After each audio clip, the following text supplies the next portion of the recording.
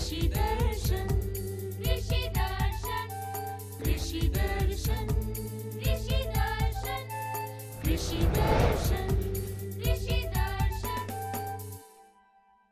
किसान भाई बहनों को झुमकी बहन का तहे दिल से जोहार और साथ ही साथ गंदरू भाई की तरफ से भी किसान भाइयों को नमस्कार। जी हाँ, इंतजार की घड़ी आपकी खत्म हो चुकी है। हम दोनों हाजिर हैं आपके लिए ढेर सारी जानकारी का पिटारा लेकर। लेकिन जानकारी का पिटारा खोलने से पहले आइए हम आपको दिखाते हैं कृषि समाचार। बिल्कुल। नमस्कार, कृषि समाचार में आपका स्वागत है। आपके साथ मैं हूँ पूजा।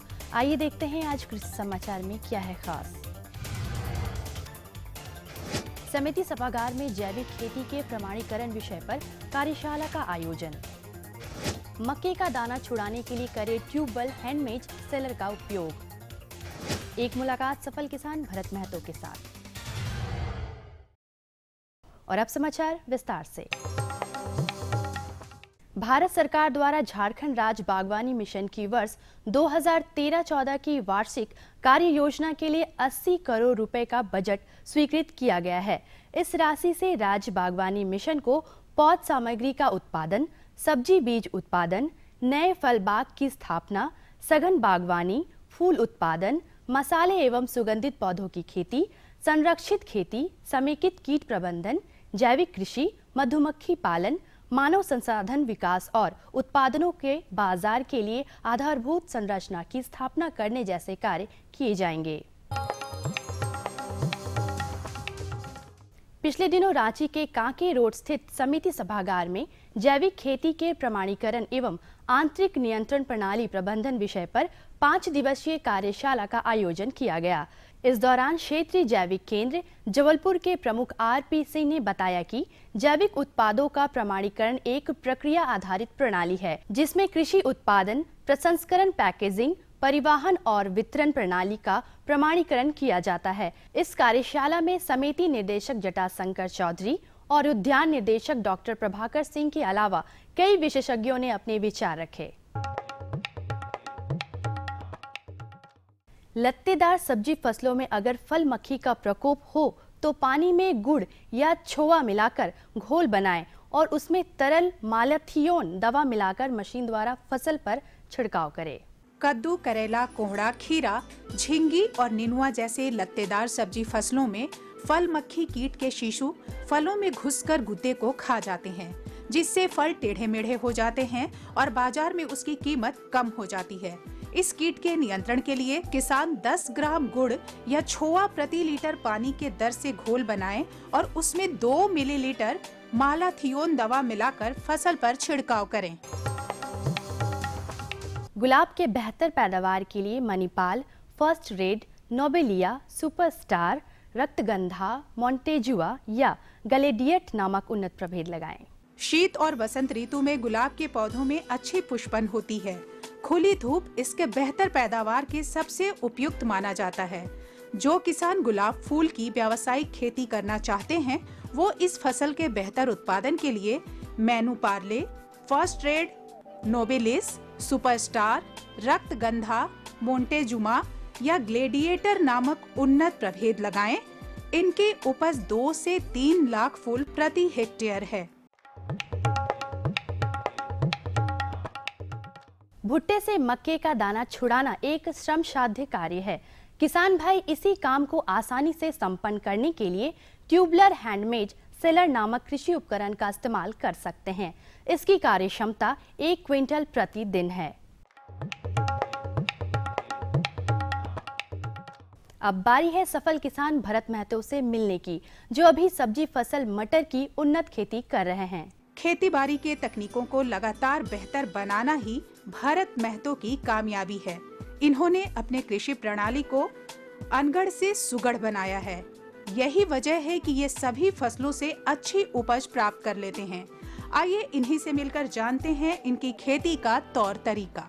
करीब 100 डिसमिल ने खेती करते हैं, उसी से कमा के गुजर अपना करते हैं। छुआ सबको पढ़ाते लिखाते हैं। हम बड़ा लड़का के बैंक ने है और मंझला के रेलवे ने है और छोटा तैयारी कर रहा है। और अब एक नजर राज्य के 5 प्रमुख शहरों के मौसम के मिजाज पर।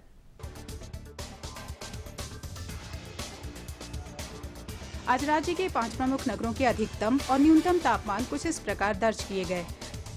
रांची का अधिकतम तापमान 23 डिग्री सेल्सियस और न्यूनतम 8 डिग्री सेल्सियस रहा।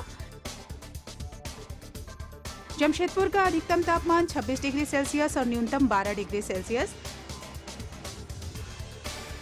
मेदिनीनगर का अधिकतम तापमान 23 डिग्री सेल्सियस और न्यूनतम 7 डिग्री सेल्सियस।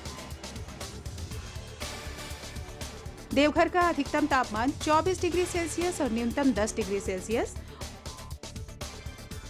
और धनबाद का अधिकतम तापमान 26 डिग्री सेल्सियस और न्यूनतम 12 डिग्री सेल्सियस रहा।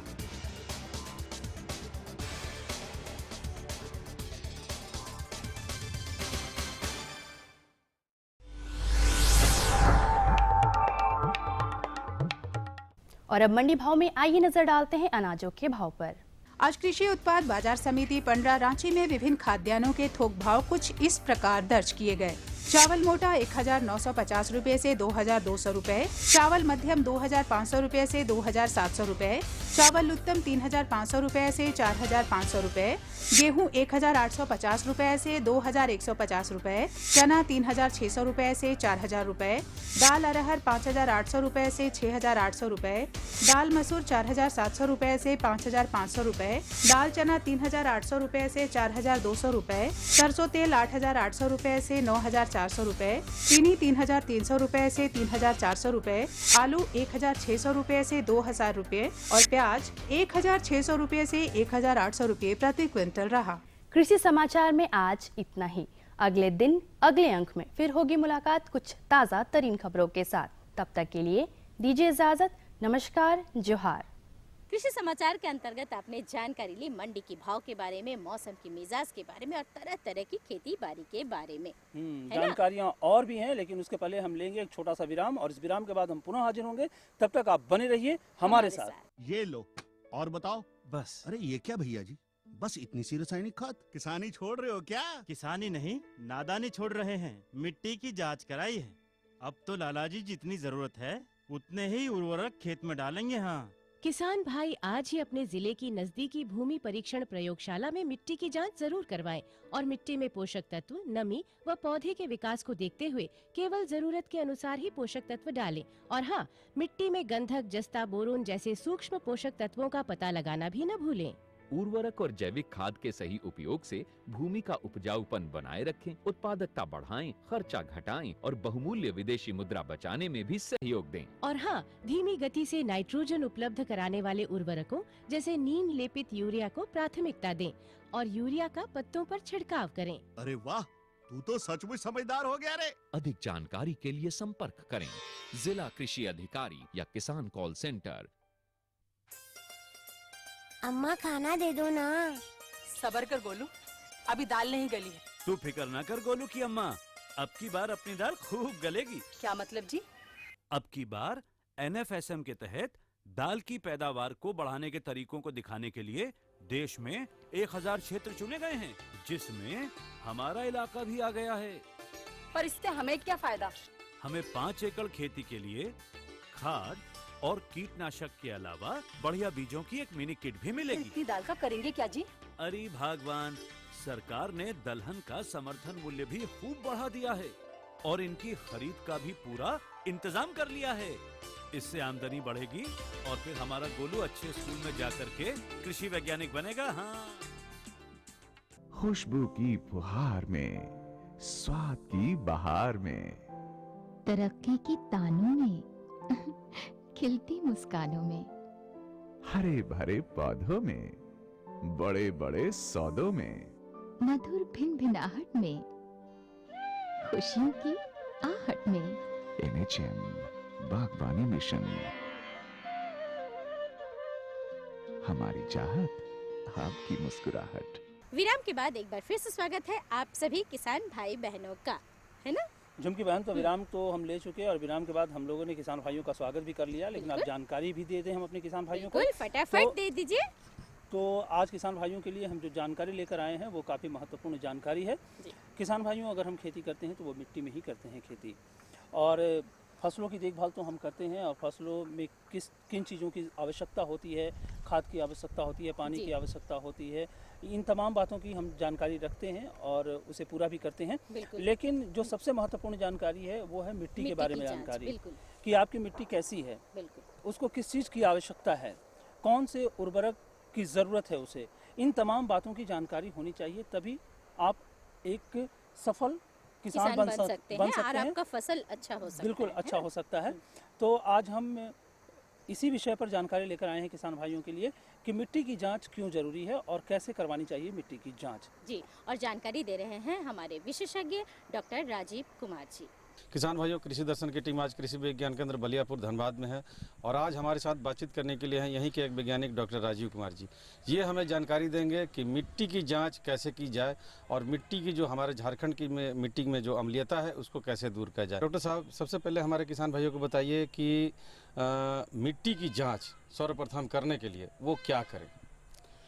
किसान बंधुओं, मिट्टी हमारे झारखंड की जो है वो अम्लीय है, लेकिन ये इसमें क्या उर्वरक की आवश्यकता है और कितनी आवश्यकता है, इसके लिए मिट्टी की जांच काफ़ी आवश्यक हो जाती है। मिट्टी की जांच करने के लिए किसान बंधु सबसे पहले ये जानें कि मिट्टी जब जांच के लिए प्रयोगशाला में दें तो उसे किस प्रकार से दें। मिट्टी जांच को मिट्टी का नमूना लेने के लिए सबसे पहले किसान बंधुओं एक जो है आप लोग एक वर्गाकार या गोलाकार गड्ढा लीजिए जो कि करीब 6 इंच व्यास का होना चाहिए और उस गड्ढे को करीब 15 से 20 सेंटीमीटर तक के नीचे एक गड्ढा तैयार कर लीजिए और उस गड्ढे की जो मिट्टी है उसको निकाल करके फेंक दें। वो मिट्टी जो है नमूना के लिए नहीं लेनी है।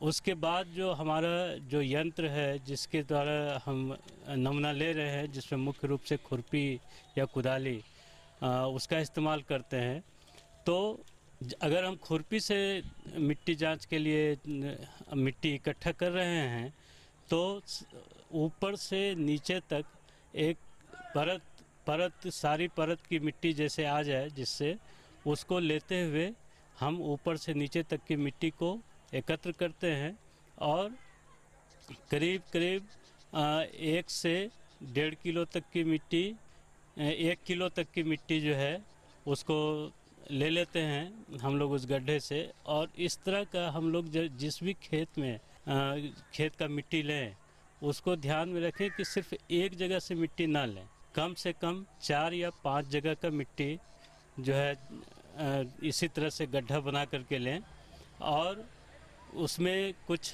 बातों का ध्यान रखें कि जहाँ पर की मिट्टी हम ले रहे हैं जिसको कि जांच के लिए भेजना है उसमें मुख्य रूप से वो जगह जो है वहाँ पे कभी कंपोस्ट या गोबर का खाद ना रखा हो उस जगह पे, या पेड़ का छाया उस जगह पे ना पड़ रहा हो, तो उस जगह की मिट्टी को ना लें।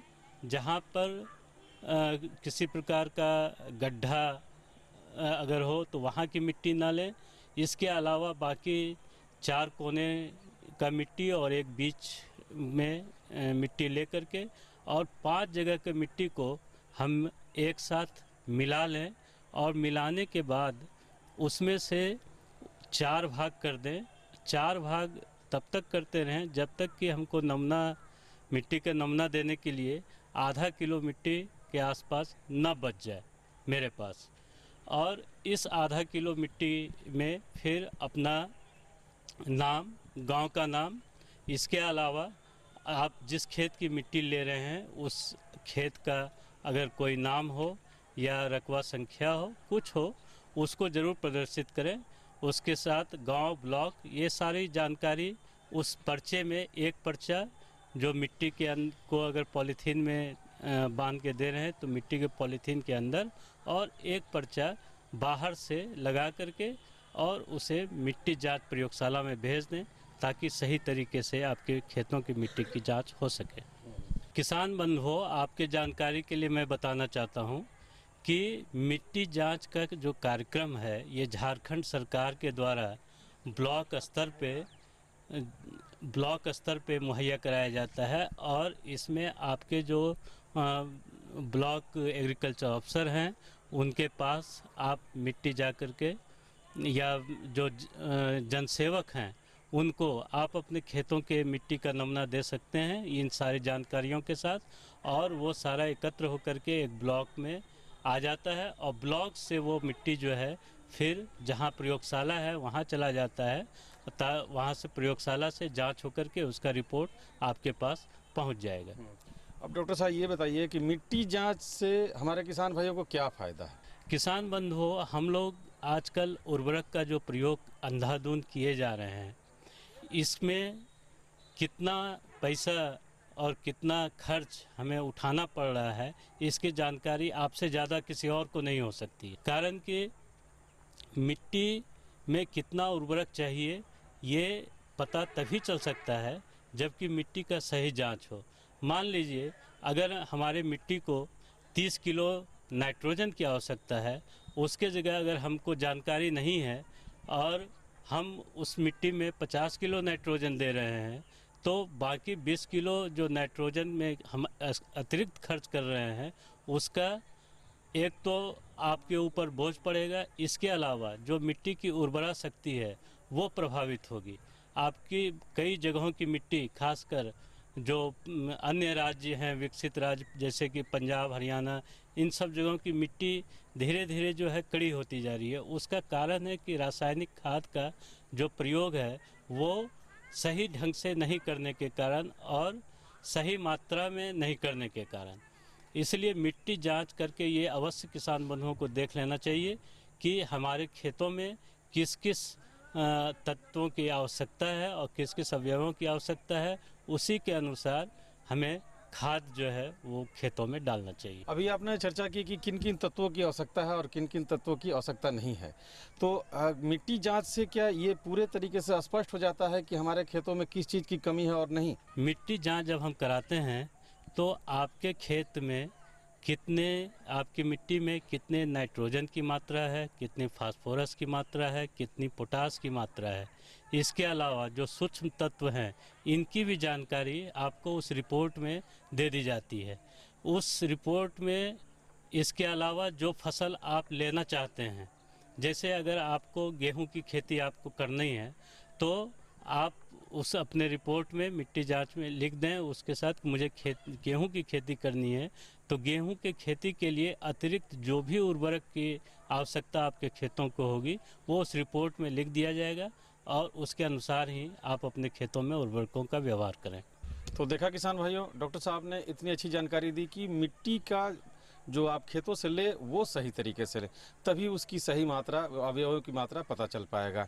डॉक्टर साहब, आप हमारे कार्यक्रम में आए इसके लिए आपका बहुत बहुत धन्यवाद। किसान भाइयों, आपको भी बहुत बहुत धन्यवाद। और हाँ, ये महत्वपूर्ण जानकारी तो मिल गई हमारे किसान भाई बहनों को, लेकिन अब कौन सी जानकारी देनी है और कहाँ देनी है? कारू दादा के यहाँ जाना है या कारू दादा हमारे पास आ रहे हैं? कारू दादा हमारे पास पहले से आ चुके हैं और कारू दादा हमारा इंतजार कर रहे हैं। दादा को नमस्कार। और किसान भाइयों, आज जो जानकारी है वो कारू दादा जो प्रश्न पूछेंगे हम उसी चीज़ को आपको बतलाने वाले हैं। कारू दादा, आप ही बताइए कि आज आपका प्रश्न क्या है और किस चीज़ के बारे में जानकारी आपको चाहिए? देखिए, मेरे मन में एक विचार है। जैसे हम लोग को ठंडा लग रहा है तो इसे गाय को, बछड़े को, जानवरों को भी ठंडा लगता है। बिल्कुल सही। तो सब्जी को भी लगता होगा, फल को भी लगता होगा, लगता ही होगा जो पाला पड़ता है। तो हम इस बार ये सोच रहे हैं कि ये हम जानना चाहते हैं आपसे कि जो हम फल का जो बाग लगा के रखें उसका इस जाड़े के मौसम में कैसे देखभाल करेंगे? अरे वाह, ये तो बहुत ही बढ़िया सवाल है। बिल्कुल, बहुत ही अच्छा सवाल है और हमारे बहुत सारे किसान भाई हैं जो झारखंड के हैं, उन्होंने फल बाग लगा कर रखा है। तो फल बागों की जाड़े में देखभाल हमें कैसी करनी है, इस विषय पर आज हम जानकारी भी लेकर के आए हैं और इस विषय पर जानकारी दे रहे हैं हमारे विशेषज्ञ सुदर्शन मौर्य जी। तो आइए जानकारी ले ले फटाफट। आज हम आईसीआर प्लांडू के वैज्ञानिक डॉक्टर सुदर्शन मौर्य के साथ हैं और हम इस चर्चा करेंगे। चर्चा का विषय है जाड़े के मौसम में फल बाग की देखभाल कैसे करें। डॉक्टर साहब, सबसे पहले बताएं कि जाड़े के मौसम में किसान भाई अपने बाग को किस तरह देखभाल करें, क्या क्या प्रयोग करें ताकि उनके पौधे जो हैं स्वस्थ रहें? बाग की अच्छे से जो है कहना तब देखभाल बहुत ज़रूरी होता है, क्योंकि जाड़े के दिनों में हम लोग जो है सोचते हैं कि इस समय पौधे में कोई फूल भी नहीं है, ना ही कोई फल है, तो वैसे ही छोड़ देते हैं। लेकिन किसान भाइयों को चाहिए कि जब भी वो जो है कहना तब जाड़े के समय में विशेष तौर पे अपने बाग की जो है देखभाल बहुत ज़रूरी है। और सबसे बड़ी बात है कि जो खेत में अवांछनीय जो घास फूस जो खेत में दिखाई पड़ते हैं उसको आप जो है साफ कर लें अच्छे से। और जो दीमक और टर्माइट के जो है आपको बहुत छोटे छोटे जो है मतलब पौधे के आसपास जो घर दिखाई पड़ेंगे उनको आपको नष्ट करना है, तो सबसे पहले उसको जो है मतलब किसी फावड़े या कुदाल से जो है उसके घरों को अपना तोड़ दीजिए। और उसके जो है मतलब जो घर तोड़ते हैं तो उसमें बहुत बड़े बड़े जो छेद दिखाई पड़ते हैं, उन छेदों में जो है क्लोरपाइरिफास का घोल मिलाकर भर दें, जिससे क्या होगा कि जो भी दीमक खेत में होंगे वो मर जाएंगे। साथ ही साथ उसकी जो रानी मक्खी होती है जो कि सबसे नीचे होती है टनल में, वो मर जाएगी। तो इससे जो है तब आपकी जो है बाग में जो दीमक के घर होते हैं वो सब नष्ट हो जाते हैं। तो ये जो है दो बात का ध्यान में रखना है। साथ ही साथ जो आप देख लीजिए कि जो पौधे में जो सूखी डालियाँ हैं उसको तुरंत जो आपको काट के हटा देना है, क्योंकि दिसंबर के 15 दिसंबर तक देखेंगे आपकी जो है लीची या आम के पौधों में जो है फ्लावर का इनिशिएशन स्टार्ट हो जाता है, फ्लावर आना स्टार्ट हो जाता है। तो इस समय जो है कहना तब जो भी आप देखभाल करते हैं वो आपकी जो है आने वाली फसल के लिए अच्छा रहेगा। डॉक्टर साहब, आपने कहा कि जाड़े का अभी 10 दिन में जो है लीची में जो है फूल आ जाएंगे, तो किसान भाई क्या प्रयोग करें ताकि उनके जो है फूल जो हैं वो काफ़ी स्वस्थ रहें, उसमें फल ज़्यादा लगें? हाँ, बहुत ही अच्छा सवाल किया भैया जी, क्योंकि अभी जो है किसान भाई जो है नेचुरल पौधे को छोड़ देते हैं। तो होता क्या है कि आम और लीची दोनों में जो है अल्टरनेट बियरिंग की समस्या है। कुछ वैरायटी जैसे लीची की, जैसे चाइना, ये वैरायटी जो है कहना तब इसमें अल्टरनेट बियरिंग होती है कि एक साल लीची आता है और एक साल नहीं आता है। तो ऐसे केसेस में किसान भाइयों को चाहिए कि कुछ जो है हार्मोन्स का छिड़काव करें, जैसे प्लानोफिक्स है, साइटोजाइम है। इसका जो है फ्लावर आने के 15 से 20 दिन पहले यदि छिड़काव कर देते हैं तो आपके खेत में जो पौधे लगे हुए हैं उसमें फूल बड़े अच्छे आएंगे। और फूल यदि अच्छे आएंगे तो उसमें जाहिर सी बात है कि आपकी जो है पैदावार बढ़ेगी। साथ ही साथ एक और जो कहना तब इसमें आता है, जो लीची की बात करें तो लीची में एक स्टिंग बग आता है जो कि फ्लावर का रस चूसता है। ये जो है लीची के लिए बहुत ही समस्या है, क्योंकि जिस पैनकिल पे जो है रस चूसते हैं वो पैनकिल धीरे धीरे सूख जाता है, साथ ही साथ उसमें फल भी नहीं लगते हैं। तो किसान भाई इसको भी मैनेज करने के लिए जो है क्लोरपाइरिफास का छिड़काव करें। और यदि आप जैविक तरीके से अपनाना चाहें तो नीम का ऑयल भी यूज़ कर सकते हैं। इसके छिड़काव से इन कीड़ों का आप नियंत्रित कर सकते हैं। ये लीची की जब हम बात करते हैं तो उसके तने में जो है मोटे मोटे जो तने पौधे जो हैं उसमें कभी काफ़ी छेद वेद रहता है, तो क्या वो पौध को नुकसान पहुंचाता है? इसमें होता क्या है कि जो है जो इसका जो पिल्लू होता है वह तने को छेद करके उसके बार्क के अंदर जो है घुस के खाता है, जिससे क्या होता है कि बार्क जो है धीरे धीरे सड़ने लगता है। जिससे पौधा का जो जानते हैं कि जो बार्क का जो स्टेम का बार्क होता है वही जो है पौधे के लिए जो है पानी और इस तरह की जो चीज़ों को पत्तियों तक पहुंचाता है, जिसमें कि जाइलम वेसल्स होते हैं। तो यह जब पत्ता उसका जो है छिलका जब सूखने लगता है, बार्क सूखने लगता है, सड़ने लगता है, तो उसमें आप होगा क्या कि पौधा जो है धीरे धीरे कमज़ोर दिखाई पड़ने लगता है और पौधे का एक सिरा कोई सूखने लगेगा। तो इस तरह के जो लक्षण दिखाई पड़ने लगते हैं जो कि बाद में ये आएंगे। तो ऐसे कीड़ों को नियंत्रित करने के लिए सबसे पहला तरीका है कि जहाँ भी उसके जो है तना छेदक दिखाई पड़ रहे हैं उसको अच्छे से साफ कर लें। और उनके घरों में आप देखेंगे एक टनल दिखाई देगा, उसमें जो है केरोसिनाइज्ड वायर जैसे मिट्टी का तेल मिला हुआ पानी या पेट्रोल को जो है करना, तो उसके घरों में सिरिंज के द्वारा भर के उसको जो है मिट्टी का लेप लगा दें, जिससे कि जो भी कीड़े होंगे वो मर जाएंगे और आपका पौधा जो है बच जाएगा। जाड़े के दिनों में जो है छोटे पौधों की देखभाल बहुत ज़रूरी होती है, क्योंकि छोटे पौधे को हम लोग खेत में लगाने के बाद भूल जाते हैं, उसकी देखभाल नहीं करते। जब पौधा बड़ा होता है तब हम पहुंचते हैं खेत में। लेकिन छोटे पौधे को जैसे अपने घरों में बच्चों को हम लोग देखभाल करते हैं, वैसे छोटे पौधों को भी देखभाल करना है। आप पौधे के जब भी आप जो है लगाएं तो उसको जो कम से कम जो है वीकली आप जो है मॉनिटर करें। आप देखें कि पौधे के तने के ऊपर जो है दीमक के घरौंदे तो नहीं बन रहे हैं, यदि बन रहे हैं तो उसकी जो साफ़ सफाई करें।